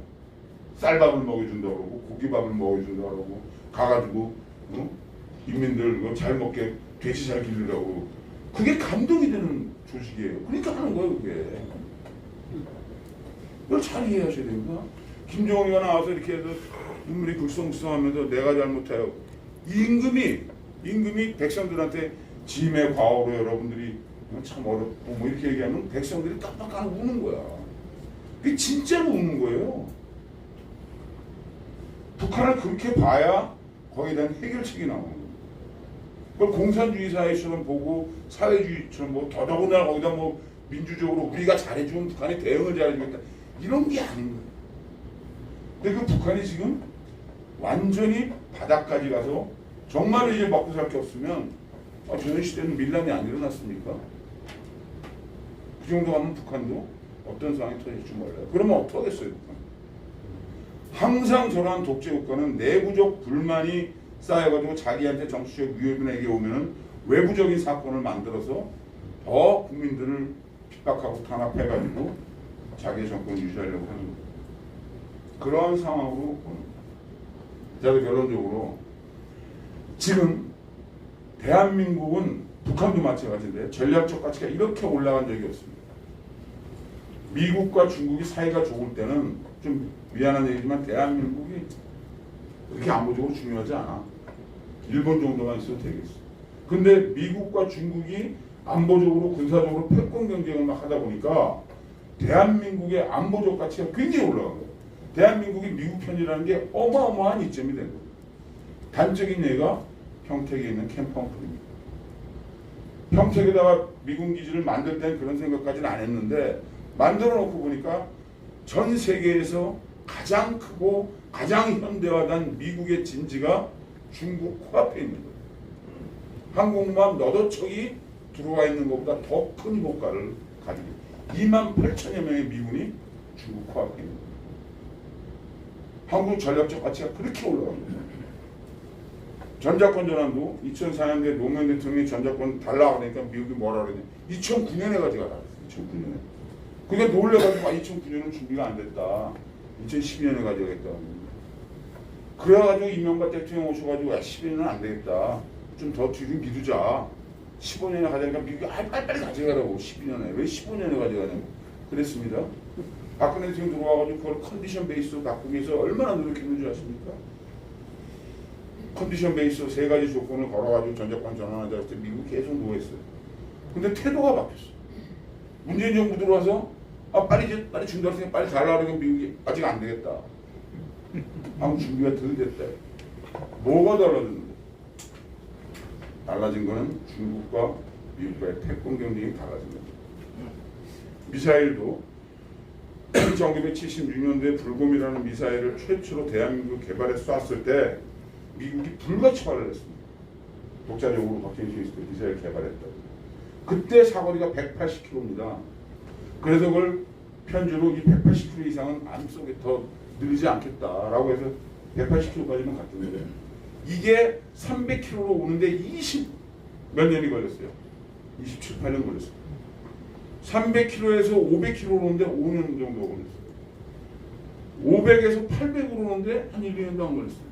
800에서 지금 사거리 우리 제한이 없어졌잖아요. 탄도 중량도 없어지고 몇 개월 안 걸렸습니다. 뭐가 달라졌습니다.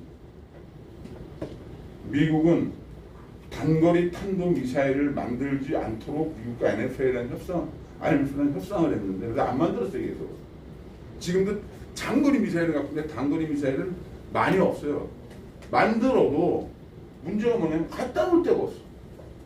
2,000km, 3,000km 해갖고 아까 말씀드린 미 본토를 방어하는데 아무 쓸모가 없잖아요. 그럼 어딘가에 갖다 놔야 된다고. 중국을 견제하려면 일본이나 한국에 갖다 놔야 되는데 한국에 갖다 놓는다면 사드 갖다 놓는 것도 그 난리가 나는데 미국에 미사일을 갖다 놓는다 그러면 얼마나 또 난리가 나겠어. 근데 한국이 미사일을 자력으로 1,000km, 2,000km까지 개발하겠다 하니까 굳이 반대할 필요가 없는 거예요. 여기에 만약에 북한까지 미국 편이 돼버리면 중국 입장에서, 미국 입장에서 결정적인 미국의 유리점이 되는 거고 북한의 불이점이 되는 거죠. 그만큼 지금 한국과 북한의 전략적 가치는 역사 이래 가장 상승돼 있습니다.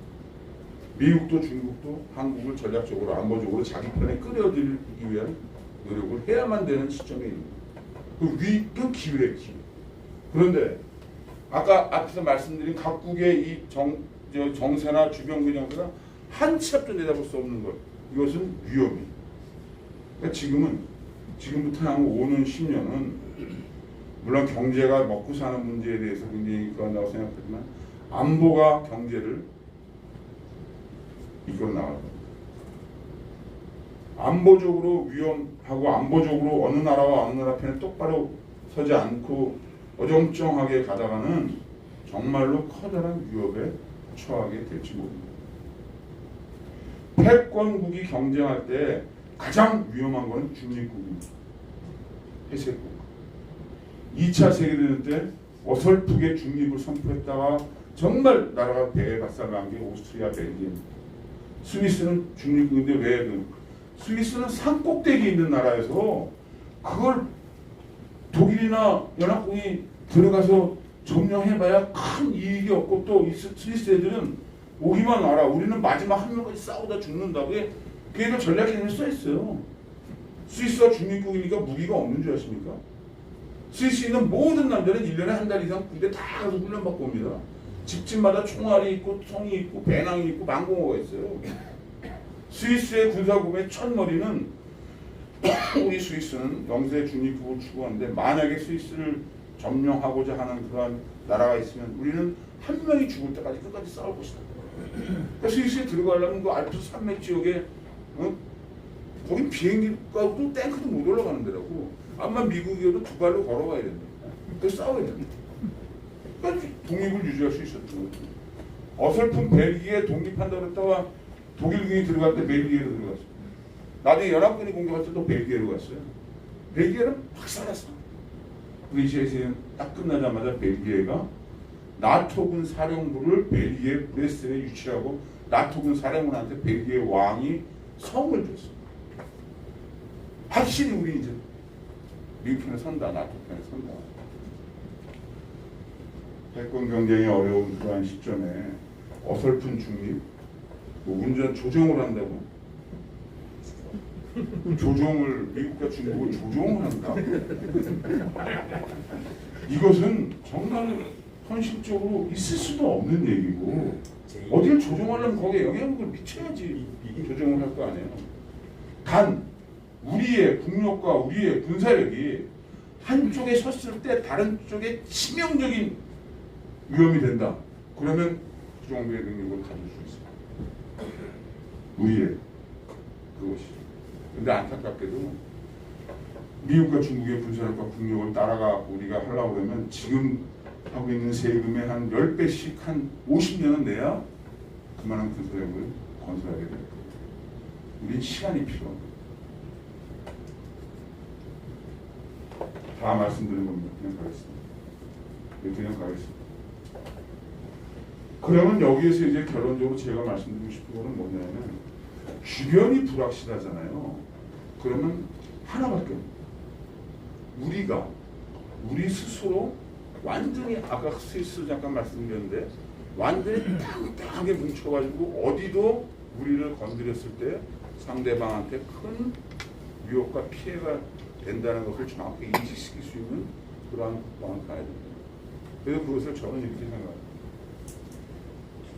현존한 지금 있는 또 잠재적인 앞으로 있을지도 모르는 초국가적인 즉 어떤 나라와 나라가 아니라 테러나 위협 전염병 같은 건 나라 같은 게 없잖아요. 테러 같은 게 그런 것을 다 극복할 수 있는 강한 선진 국방이 돼야 된다. 이런 모토를 내는데 현존 위협은 북한입니다. 북한의 핵과 미사일에 대해서 그 기존 위협에 대해서 확실한 대책을 갖고 있어야 돼요. 이거 없으면은 당장 뭐 전립 가치가 위험하니까. 잠재적 위협은 주변국입니다. 정확하게 말하면 중국입니다. 우체정치에서 자유민주주의 국가끼리는 전쟁을 하지 않는다는 원칙이 있어요. 일본이 자유민주주의를 포기하고 다시 만약에 저 옛날처럼 그 천황 중심의 체제로 국가 체제가 바뀐다면 일본은 우리의 적이 돼요. 그러나 일본이 자유민주주의를 추구하는 그런 상태에서 우리의 적이 될 가능성은 당장은 그렇게 많지 않아요. 그리고 일본은 우리의 군사적으로 적이 안 돼요. 일본 하는데 일본은 우리하고 싸워서 이길 수가 없어요. 일본은 20만 정도 있는데 그 중에 자위대가 20만인데 육군이 한 4~5만 되고 해공군이 많을 건데 해공군은 비행기나 배가 우리보다 좀 더 좋은 비행기와 배가 많이 있습니다.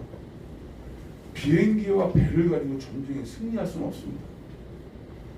그 얘가 베트남에서 미국이 그 막강한 공군력으로 북베트남 루트라고 하는 그 정글의 그 베트남 루트를 몇 달을 폭격을 했어요. 폭격하면 깨지잖아요. 깨지는데 비행기가 가잖아요. 그럼 스물 다시 나오는 거예요. 나중에 보니까 거기다 다 땅굴판하고 있었다는 거예요. 암만 비행기로 때려도 비행기에 때리면 순간적으로 거기가 초토화가 되잖아요. 그때 얼른 육군이 들어와서 거기를 딱 잡고 물어야 그 지역에 대한 치안 질서가 유지되는 거예요. 육군이 들어가야 전쟁이 끝나는 겁니다. 해군도 마찬가지. 바다에서 한만 쏴가지고 해도 계속 할 수는 없잖아요. 육군에 들어와야 된다. 일본에 들어올 자위대가 어디 있냐? 우리는 국군이 지금 50만인데 거의 10만도 안 돼요. 대한민국의 가장 큰 장점이 뭔지 아십니까? 여기 우리 남들 다 계시는데 20살 넘어서 군대 갔다 온 대한민국의 모든 남자는 90 먹은 할아버지까지 총 쏠 줄 알고 포 쏠 줄 알고 탱크 몰 줄 알고 장갑차 몰 줄 알고 전 세계에 이런 나라가 없어요. 우리가 국민개병제를 했기 때문에 지금도 총 다 주면 그냥 총 쏠 수도 있잖아. 군대에서 내가 탱크 몬 사람은 탱크 뭡니다. 그리고 우리 향토의 비군이 30만 400만이 있잖아. 일본이 어떻게 우리를 들어와서 점령합니까? 우리가 일본을 점령할 수 있어요. 우리가 일본 점령할 수 있어요. 만약에 나보고 작전 전개 하라 그러면 특전사 반기회단씨만 대도시에 넣으면 일본의 군대가 뭐가 있어? 아까 말씀드린 것처럼 경찰밖에 없는 거예요. 응? 우리 특전사 애들이 검벨에 애들이 박격포 메고 기관총 들고 하면 대적할 군대가 어디 있냐고. 향토의 배군이 있냐고. 뭐가 있어? 경찰밖에 없는 거예요. 비행기로 도쿄를 폭격할 때 자기들이 일본은 그렇게 우리가 두려워할 적도 아니고 또 그걸 공격할 그런 나라. 사실은 중국이에요. 중국은 강군 몽에 의해서 7대 분구를 5대 분구로 바꿔가지고 중국도 결정적인 약점이 뭐냐면 아까 말한 중국 군대가 한 200만 된다고 해서 다 대한민국이 전적이 다 못 옵니다. 러시아도 대비해야 되고 티베트도 대비해야 되고 저쪽에 다 대비해야 돼요. 6.25 전쟁 때도 한국에 들어온 거는 심양 동구 내에 있는 팔로군의 일부만 들어왔어요. 그게 온 게 한 560만밖에 안 돼요 사실. 또 싸워도 중국이 다 200만이 일일이 못 옵니다. 뭐 중국도 해볼 만한 거예요 사실 다 중국.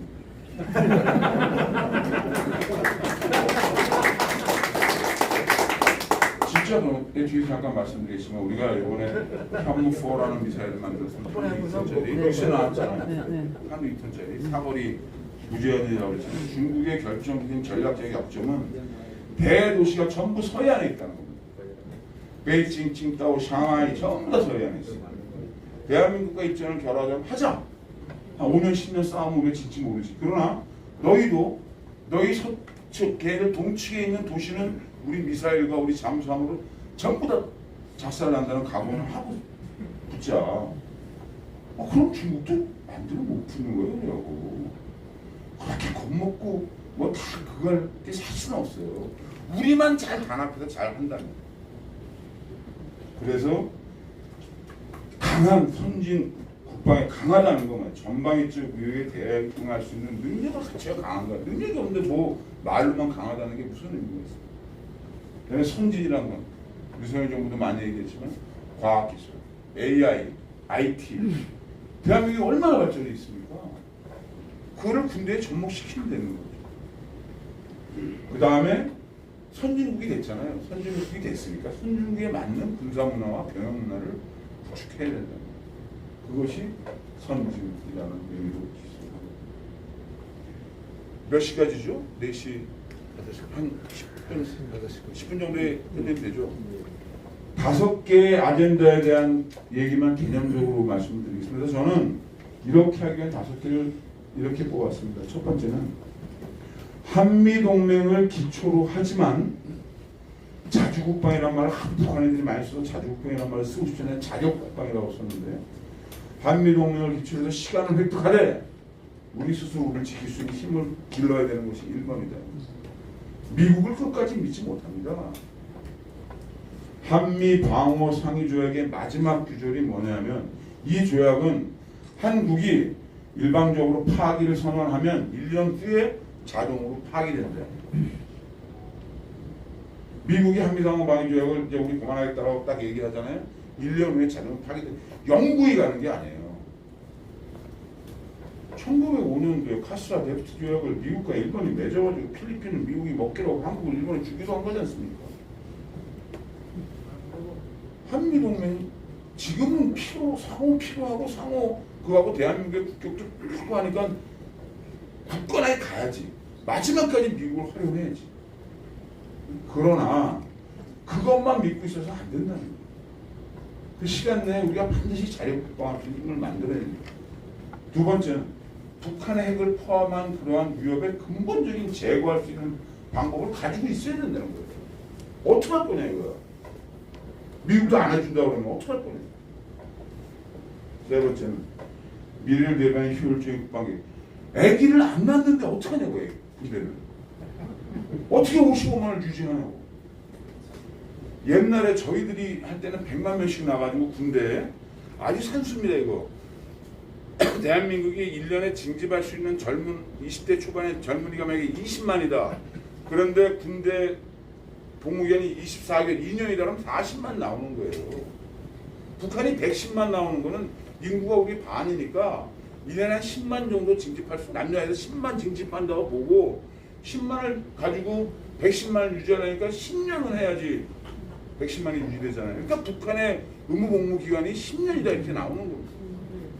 그러니까 우리가 아기를 안 낳기 때문에 이제 군은 줄어들 수밖에 없는데 그러면 어떻게 그때 해야 되는 것이냐? 개병제냐, 모병제냐를 포함하여 군대는 어떻게 만들어 나갈 것이냐 하는 것에 대한 정확한 철학을 가지고 있습니다. 네 번째, 전방위협에 대응할 수 있는 현실적인 전략 중간. 북한의 공군력은 우리가 훨씬 앞섭니다. F-35라는 비행기는 북한이 우리를 대적할 수가 없어요. 이미 공군력은 끝났어요. 그런데 전방위 위협이라 하잖아요. 도대체 비행기를 몇 대를 보유해야 중국과 싸워서 이길 수 있는 거죠. 항공모함을 만든다는데 항공모함은 몇 척을 만들어야 중국과 싸워서 이길 수 있는 거죠. 폼으로 우리나라도 이제 군력이 세졌으니까 항공모함도 하나 있고 비행기도 하나 있고 뭐 이렇게 물건 사듯이 집에 액세서리 하듯이 하면 좋겠지만 그렇게 해서는 국방비가 무한정 나오는 게 아니잖아요. 집중해가지고 뭔가를 전력 증강을 해놔야 된다. 한 칸 가질 수 있고. 마지막은 선진국에 부합된 군사문 안개선의 군기관 쇄신이라는 핵심입니다.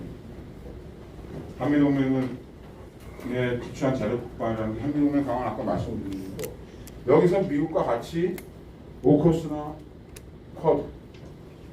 쿼드하고 오커스는 건 많이 나왔으니까 생략하겠습니다. 미국의 인도태평양 전략에 당장 같이 가야 된다는 겁니다. 그래야 미국 측에 서가지고 시간과 이걸 확대할 수 있다는 거예요. 한미동맹을 강력하게 유지해 나간다는 것 외에는 문제가 없습니다.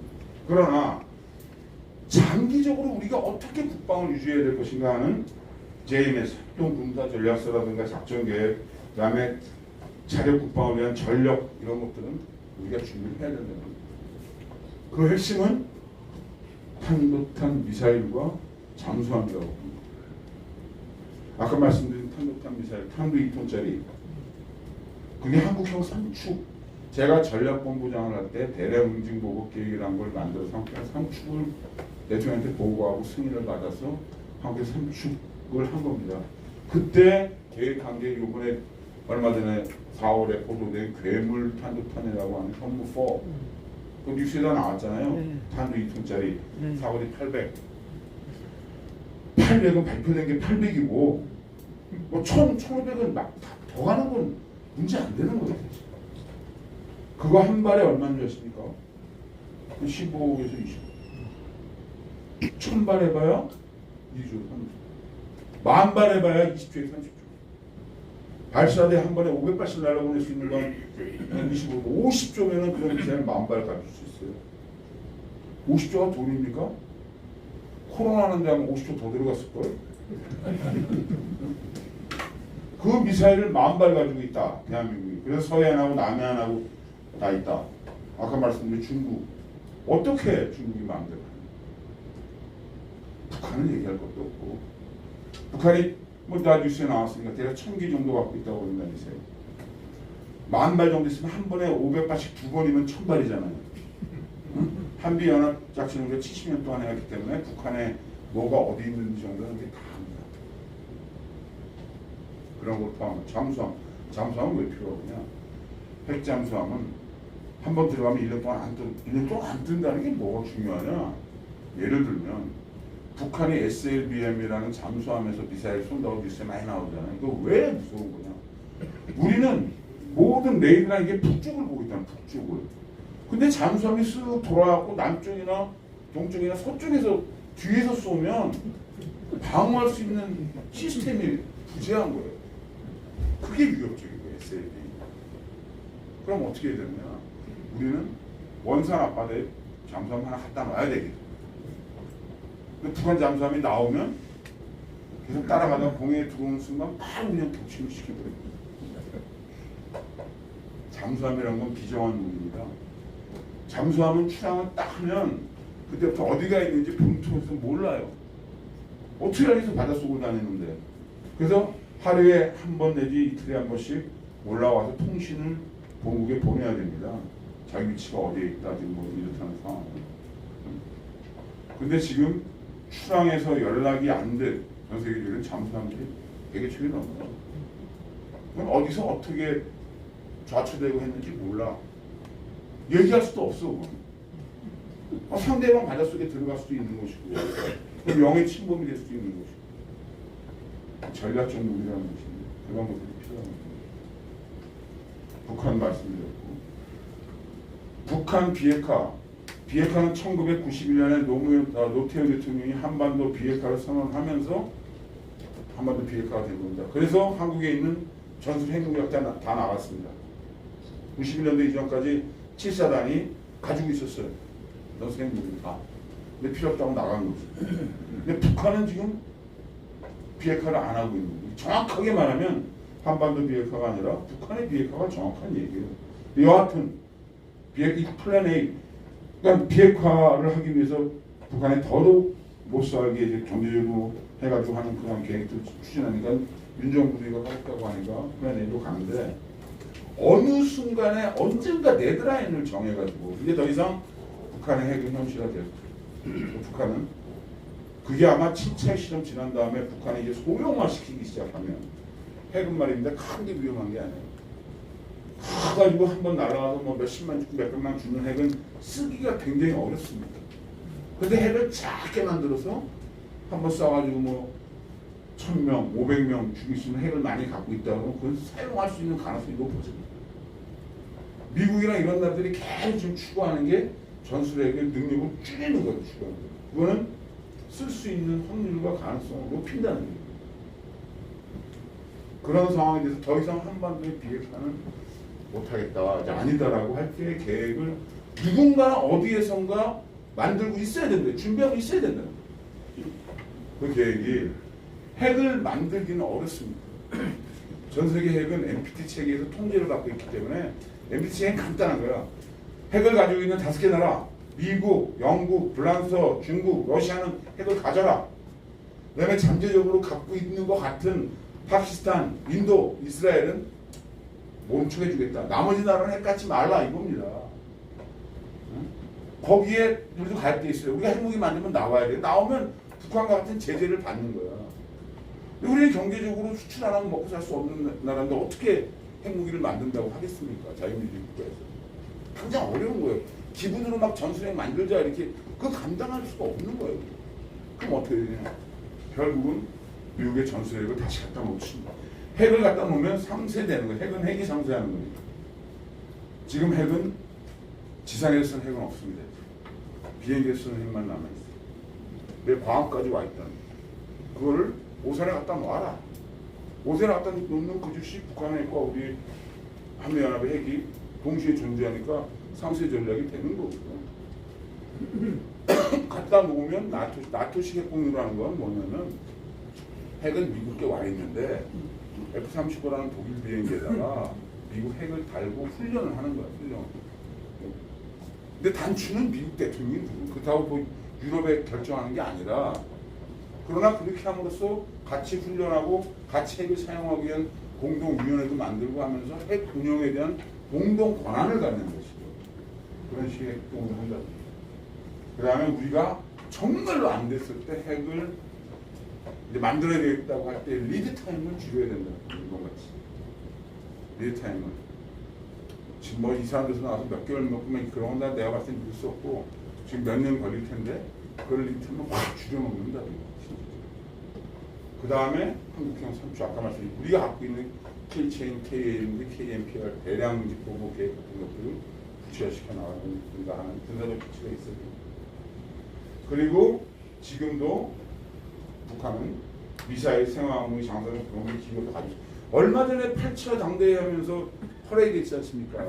그때 우리 맨날 얘기할 때 북한 애들은 돈이 없어서 뭐 현대화 못한다 그랬잖아요. 북한 애들이 새로 만든 전차 갖고 나왔지 않습니까? 걔네 친구도 현대에 갖고 나왔어요. 하고 있다고 얘네들이.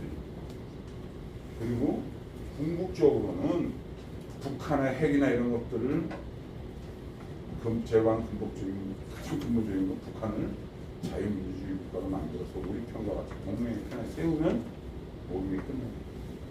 시간이 많이 걸리기 때문에 뭐 여기서 다 말씀드릴 수 없지만 그러한 목표를 가지고 가야 된다는 겁니다.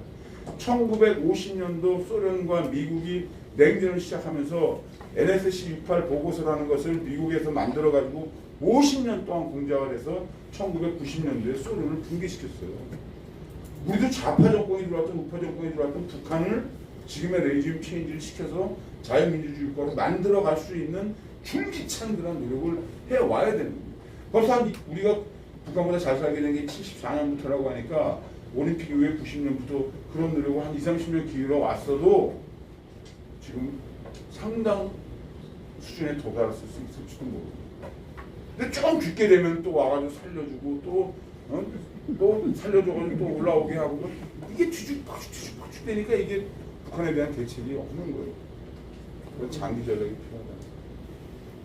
아까 말씀드린 그런 계획들인데 이 맨 마지막에 예비 전략의 정형화라는 거 이거 굉장히 중요한 겁니다. 어차피 현역은 숫자를 늘릴 수 없다라고 할 때 예비군을 어떻게 아까 말씀드린 그 전 세계에서 가장 강한 예비군을 어떻게 유사시에 전력화해서 다시 재징집해가지고 군대에 들어와서 그 전투로 발휘할 수 있도록 하는가. 이것은 현역이 부족한 거기에서 나오는 거예요. 이게 2차 세계대전 때 독일이 베르사유 조약에서 10만밖에 현역을 유지하지 못하게 되었을 때 예비 전력을 수백만을 길러놔가지고 2차 세계대전 때 바로 현역으로 돌린 겁니다. 이게 한스폰 젝트의 비밀 군사 계획이라는 것인데 그러한 전력이 필요하다. 아까 말씀드린 핵 미사일, 그다음에 주경 지원과 작전에 부합된 그런 것들. 재밌는 게 뭐냐면 북한은 말입니다. 해군이 동해안하고 서해안하고 같이 합칠 수가 없어요. 동해안에 있는 배가 어떻게 서해안으로 가겠어요, 북한이? 배가. 우리는 남해안을 통해서 동해안에 있는 배가 서해안으로 갈 수 있고 동해안으로 올 수 있는 굉장히 큰 전략적 이점입니다. 그러니까 우리는 배가 크고 넓은 게 중요한 게 아니라 빠르고 단단하고 근해에서도 다닐 수 있는 배여야 됩니다. 이순신 장군이 어디서 싸웠습니까? 태평양 싸웠어요? 한류수도에서 싸웠잖아. 수심이 10m도 안 되는 그런 근해에서 전투를 해야 된다고 우리는. 이러한 부분에 대한 것을 우리가 많이 깊게 생각을 해야 됩니다. 마지막으로 얘기만 하지 끝내야 되겠습니다. 군대를 존중하고 유니폼을 존중한다는 말씀을 많이 듣고 왜 한국 군대는 미국군을 막 존중한다는데 한국은 존중받지 못하는가? 미국처럼 해야 된다. 저는 거기에 대해서 생각이 좀 달라요. 미국 군대는 죽어. 군인이 생명을 바친다. 매일 뉴스에서 이라크에서 아프가니스탄에서 우리 군인 누가 마이클이 아사가 몇 명이 죽었어. 싸우다. 전우를 구하다 죽었고. 그럼 미국 군인들은 케네디 공항에 이렇게 앉아있으면 젊은 애들이 따블 빼매고 간다고. 어디 가려면 이라크로 간다. 그럼 그 사람들은 생각하는 거예요. 저 중에 누군가는 죽겠구나. 나는 군대에 가지 않았는데. 저 앳된 젊은 저 병사들 중에 누군가는 죽을 것이고 누군가는 돌아오지 못하겠구나. 그러니까 우리가 박수도 쳐주고 앉으라고 하고 비행기도 태워주고 하는 거예요. 미국은 성추행, 성폭행 없는 줄 아십니까? 연합사 화장실에 가면 다 있어요. 우리보다 훨씬 많아요. 성폭행, 성추행 가면 아래로 치워서 우린 당신을 도와줄 준비가 되어 있습니다. 미국은 부정표가 없습니까? 미국 내? 많아요. 그러나 미군 국민들은 군대를 보면서 개인적인 문제라고 생각하시 군대는 이라고 보지 않아요. 군대는 나라를 위해서 미국의 가치를 위해서 평화를 위해서 싸우다가 피를 흘리는 군인이라는 거죠. 대한민국 군인은 피를 안 흘리니까 존중을 못합니다. 대한민국 국군이 국민한테 열광을 받은 적은 딱 한 번에 아덴만 연맹전쟁. 싸우지 않는 군대는 존중받지 못합니다. 근데 대한민국에서 싸우면 안 되잖아요. 전쟁이 나면 안 되니까. 그러니까 어디로 가야 되냐? 핵탈을 가야 돼요. 핵탈을 가서 전투 경험을 가져야 돼요. 그 다음에 여러분들이 휴전선을 좀 가보시오. 휴전선은 북한 땅만 이렇게 보고 오는 게 아니라 지금도 제가 철원에서 사단장하고 군단장을 했잖아요. 이 더위에 30도 40도 갈 때 방탄복 입고 한겨울에 30도 40도 내려갈 때 DMZ 안에 실탄에다가 총에다 실탄 장전해서 들어가서 돌아다니는 우리 후배 국군들이 있다. 근데 그런 걸 안 본다. 그걸 보도도 안 한다고. 맨날 군에서 보도하는 거는 성추행했다, 급식 거지같이 했다, 뭐 이런 것만 보도하는 것이 자극적이고. 근데 대한민국 군대가 유지되는 것은 그 20살 먹은 젊은 아이들이 군대에 오라는 종이 쪼가리 하나 들고 군대를 오는 겁니다. 그래서 우리가 50만을 유지하는 거예요. 그 다음에 정말 대단한 거 대한민국은 그래서 대한민국이 희망이 있는 거예요. 군대 안 갔다 오면 용서를 안 하잖아. 군대 안 갔다 오면 용서를 안 하죠. 근데 그러한 문화를 피우고 그러한 야전에 있는 전방에 있는 또 비행기를 타고 하늘을 지금 이 시간에도 공중에 비행기 떠 있습니다. 매일 비행기는 공중에 떠 있는 거예요. 연평도 백령도엔 지금도 배가 계속 다니는 거예요. 안 보이지만 그런 군인들에 대한 걸 보고 거기에 대한 걸 보고 우리 군인들은 피를 흘리면 훈련하지 않을 수가 없는 거예요. 정신력이 강해지지 않을 수가 없는 거예요. 그렇게 되는 문화가 창조되고 있을 때 될 거라고 생각합니다. 내가 결론적으로 위험과 기회가 상존하는 그러한 그 엄중한 시기인데 우리 공정과 상식을 위한 포럼 계시는 여러분, 사회적 지도자이시고 어떤 영역을 가지고 계시는 분입니까? 이러한 시대의 안보에 대해서 그리고 우리 대한민국의 미래에 대해서 많이 생각하시고 그렇게 해주시면 좋겠습니다. 제가 너무 많은 시간을 할애해서 감사합니다.